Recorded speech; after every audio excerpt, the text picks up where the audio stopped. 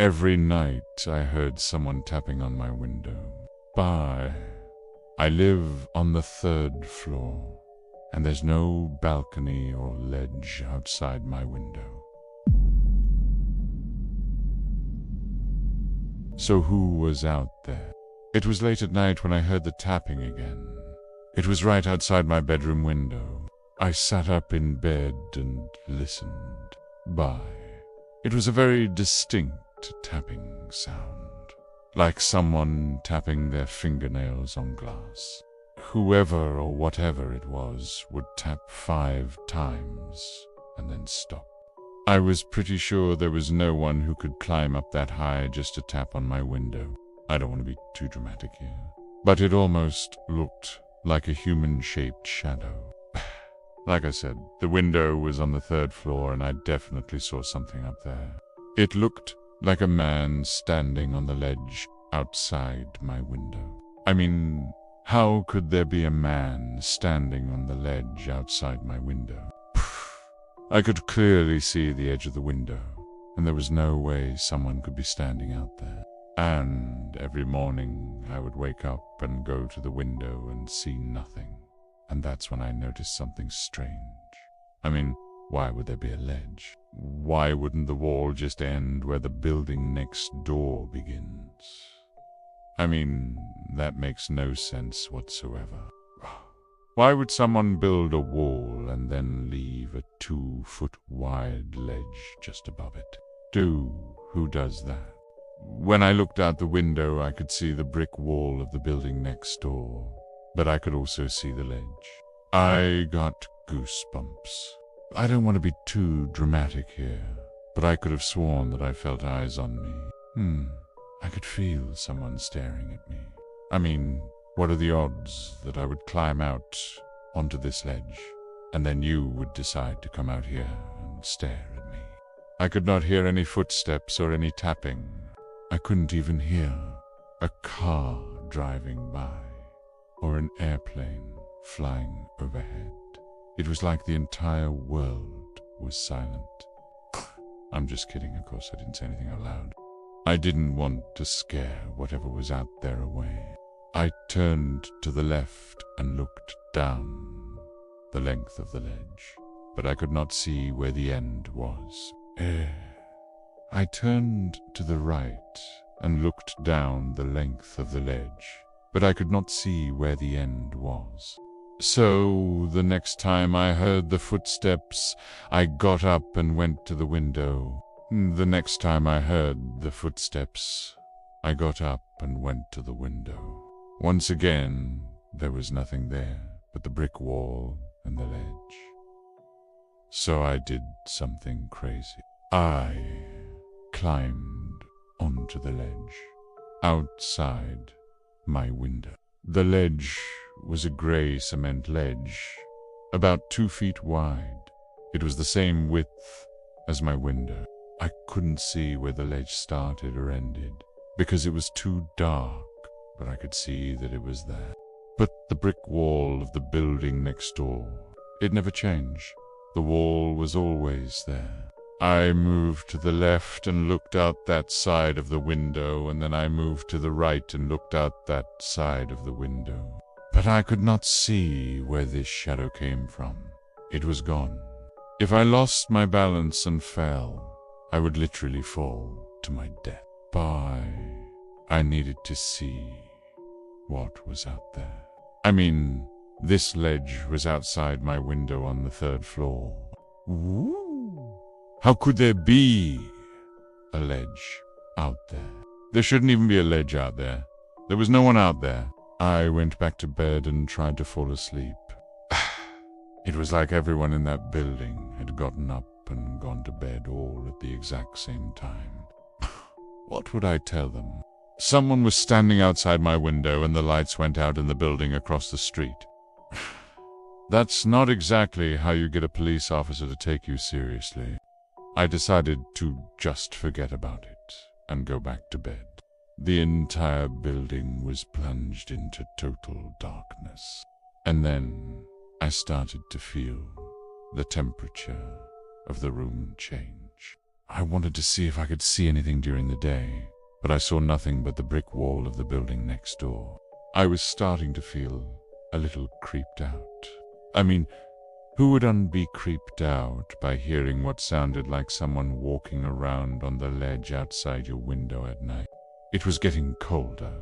I could feel the air around me getting cooler, but every so often I would hear what sounded like footsteps outside my window. Then I would hear the tapping again. 5 taps, and then they would stop. Then I would hear what sounded like footsteps walking away and closer. I got up and went to the window, and once again I saw nothing but the brick wall of the building next door. I remember thinking how ridiculous this must look to anyone walking by. Here I am standing in my underwear looking out into the darkness between the buildings. I went back to bed and tried to fall asleep. Then, after a few moments, I would hear the footsteps come back. Then whoever or whatever was out there would start tapping on the window again. And again, it would happen 5 taps, and then they would stop. I got up out of bed and walked over to the window. I pulled back the curtains and looked out. There was nothing out there but the brick wall of the building next door. I pressed my face against the cool glass and looked out into the darkness between the buildings. I couldn't believe how still it was. I didn't hear any cars driving by or any airplanes flying overhead or anything at all. I could hear a pin drop. It was then that I heard the tapping again. At first I thought maybe I'm just hearing things. But then I heard the footsteps. Footsteps were definitely out there. They were getting closer. I got out of bed and ran over to the window. I pulled back the curtains and looked out into the darkness. I felt a chill go down my spine. I could see the dark outline of the wall of the building next door. But I knew there was no one up there, because I looked out this window many times during the day, and there was no way anyone could be up there. The wall was too tall to climb, and there was no fire escape or balcony or ledge. Pitch booth. I checked both sides of my window, and there was nothing out there. My bedroom window was on the 3rd floor. I lived in a 3-story apartment building. One night, I woke up suddenly in the middle of the night. I could have sworn that I saw a dark outline on the other side of the window bend, and then I noticed that all the lights in the apartment building across the street had suddenly turned off. I know it probably sounds silly, but I seriously considered calling the police. But then I stopped myself. But the next morning I got up and went to my window and looked out. The next night when I was in bed, I heard the footsteps again. I could hear them walking closer. This happened every single night. Every night I would hear the footsteps, then the tapping.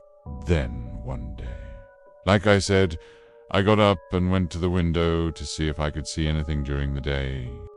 That meant that someone could be walking back and forth on the ledge, outside my window at night. Anyways, that's when I decided to confront whatever was out there. Now, please understand, I knew how dangerous this was.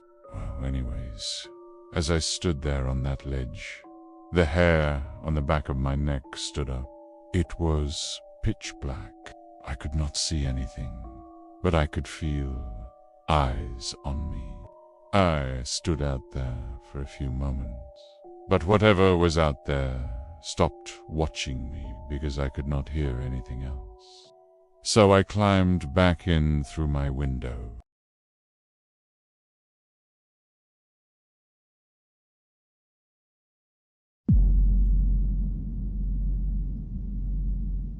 Every night at exactly 11 a.m., someone would knock on our front door. It sounded like this. At first it was just a light tap, then a heavy bang.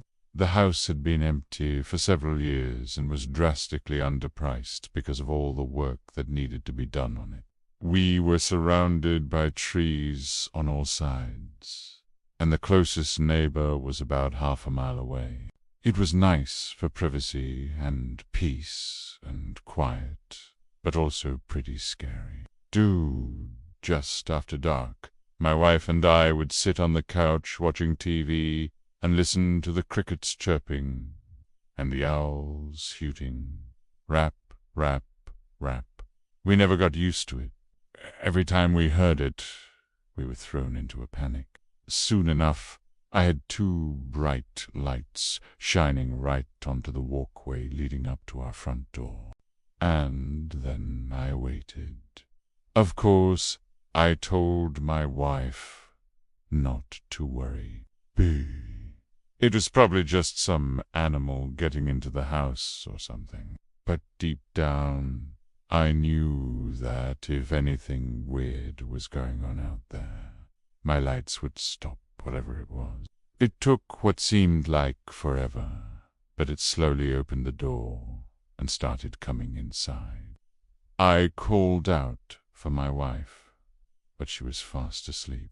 I ran to her, shaking her awake, and told her to come see what I'd seen. At first, she was skeptical, but then she went pale when she saw the dark shape on our welcome mat.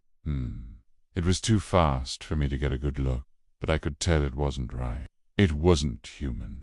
It was covered in matted brown fur, kind of like a bear, but way smaller. Its face had a muzzle like a dog, but its eyes were huge and yellow, and I could swear it had fangs, but it was too dark to tell for sure. Now, I'm not normally an overly emotional guy. If something weird happens, I just investigate and figure it out. But this was different. Something about it just felt so evil. We spent the entire night searching, but found no sign of it. The next morning, though, we found some scratches on the door, where it had tried to claw its way open. Whoever or whatever it was, it hadn't managed to fully open the door. That's why we never saw it again. I stared at it for a moment, trying to make sense of what I was seeing. Nothing else. Sometimes we'd even hear the scratching at the door in the footage, but we'd never see anything actually there. What I saw couldn't be real. It wasn't human. Its head was too big and round.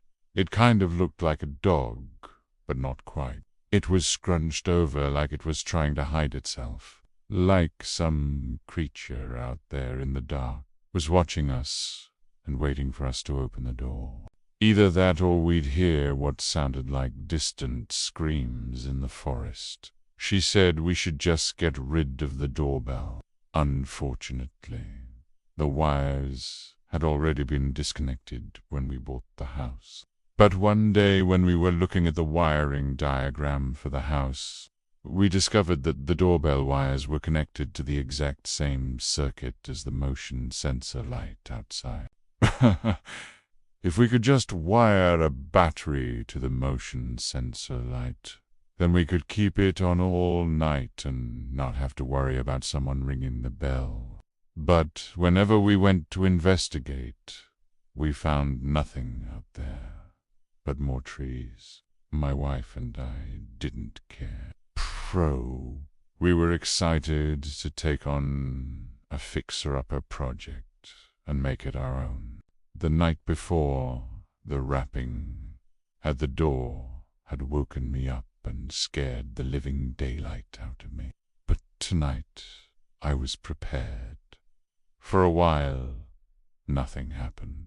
I thought maybe the lights had scared whatever it was away. But then I heard a noise from the front porch. I turned to look and froze in fear. It was followed by a pause, then another rap. Then another. My wife and I looked at each other and just shrugged. Maybe it was kids playing. We live in a small town. Kids get bored easily. I got out of bed to check, but the rapping at the door continued, even after I opened the door and stepped out onto the porch. My wife joined me, and together we scanned the darkness out into the woods, but saw no one. There was no one walking away in the distance. No one was hiding behind a tree trying to be funny. We couldn't even see any houses within a quarter mile. And since it was almost half off, we made an offer, got it accepted, and were soon moving into our brand new home. Finally, the whole thing ended with a loud boom. But every night the same thing happened again. Tap, bang, boom, to 11 a.m. But what was happening outside our home was never normal. It all started when we moved into this new house. We did have one problem, though. The house was in the middle of nowhere. I mean, literally, the middle of nowhere. One night, we were sitting in bed when we heard a light rap at the front door. I sat up in bed and listened. "Hello," I shouted into the darkness. "Is anyone out there?" Only silence answered me. So we shut the door and went back to bed. But the next night the same thing happened, and the next night after that it happened again. Every single night for a week. There was someone out there rapping on our front door. Each night it happened a little earlier than the last. It started off around 2 o'clock, but then moved up to 1:30, then 12:30, and finally to 11 a.m. The knocks were always the same, 3 raps in succession. My wife wasn't so sure if she wanted to hear the rest of the story. So I got to work stripping the insulation off the wires and hooking up the battery. Back night, of course, I stayed up to see what would happen. There was a dark shape standing on the welcome mat, directly under the porch light. Whatever it was, it didn't stay still. It started shuffling closer to the door. I watched helplessly as it crept forward. I don't know how long I stood there watching it, but eventually it disappeared down the hallway. But by the time we got to the front door, it was gone. We did try putting up cameras and stuff, but all that ever showed was the wind blowing through the trees. 2 days ago, I got a picture sent to me from my own phone. The picture was blurry, and it was of me sleeping. I tossed and turned all night, every little creak in the house keeping me on edge, expecting something, but nothing ever came. I took a deep breath. For the first time since this started, I felt myself relaxing a bit. Maybe it really will blow over if I just ignore it. Whatever it is. Maybe it was just a one-off, weird glitch in the system. Yeah, that's probably what it was. He hadn't seen me yet, and he seemed to be talking to himself, his voice a low murmur. Pre. He took a step towards me, then another, his smile widening. I stumbled backwards, my foot catching on something. His smile was a grotesque parody of one, his eyes boring into me. Was this real, or was I still stuck in the nightmare? He loomed over me, his breath hot and foul, reeking of decay and damper. I squeezed my eyes shut, bracing for the inevitable. Bye. I got out of bed and walked slowly, cautiously, towards the phone. Each step echoed in the silence of the night. My hand trembled as I reached for my phone. I had to know. I couldn't bear the suspense any longer. Then I heard it again, a knock, slow and deliberate, like something heavy being set down. I stood frozen, torn between the desire to flee and the morbid curiosity that kept me rooted to the spot. Another message appeared on my phone, this one more ominous than the last. "He's here," it read. I felt a cold dread seep into my bones. Was this a game? But in those depths, I saw only the promise of torment. He screamed. He fought back, anything but that. I've never told anyone this part before, but I actually blacked out. I don't remember what happened after that. I don't know if he was ever really here. But if you get this picture on your phone, run. Don't call the police. Just run. If you see him, run. I promise you, you'll thank me later. Because if I can tell you one thing, it's this. If he takes an interest in you, you won't survive to tell your story. I don't want to scare you, but that est, when I woke up the next morning on the floor with this picture on my phone, he took a step forward, then another, his grin widening, revealing teeth that were too sharp, too long. A sick, twisted game, played by someone who found amusement in my terror. I spun around, my eyes darting around the room, searching for the source of the noise. If this is real, I'm scared that he might come back. If you're watching this, please believe me. Don't think I'm lying or making this up. This isn't a joke. This is my life, and I'm scared. My gaze fell on the closet door. Could it be? My heart hammered in my chest. I forced myself to look away, telling myself it was just my imagination running wild. With shaking fingers, I unlocked the screen. This is what I saw. I fell hard onto the wet sand, scraping my palms. I stumbled back, my eyes fixed on the closet door. It seemed to loom over me, growing larger, darker. I wanted to scream, to run, but terror had frozen me in place. The knob slowly turned, revealing a sliver of darkness. How I felt a cold, unseen presence brush against my skin. I wanted to disappear, to evaporate into thin air, but I couldn't move. I couldn't speak. On the screen, the message read, "Do you know what's coming?" I stared at the message, my mind racing. Who was this? Why were they messing with me? Before I could react, another message popped up. "It's too late," it said. I dropped my phone as if it had burned me. What was happening? Why was someone sending me these messages? His skin was stretched taut over his skull, his eyes glowing embers in the darkness. My mind reeled. Was this real or a figment of my sleep-deprived imagination? But there was no mistaking the evil that radiated from him, the stench of decay that clung to his rotting flesh. Pain shot through my arms, bringing with it a surge of adrenaline.